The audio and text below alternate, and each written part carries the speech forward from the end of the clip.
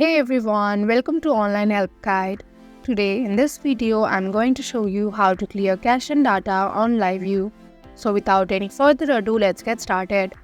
First of all, simply open your settings application. Now scroll down and find apps. Once you find it, simply tap on it. Now using the search icon, search for LivU application.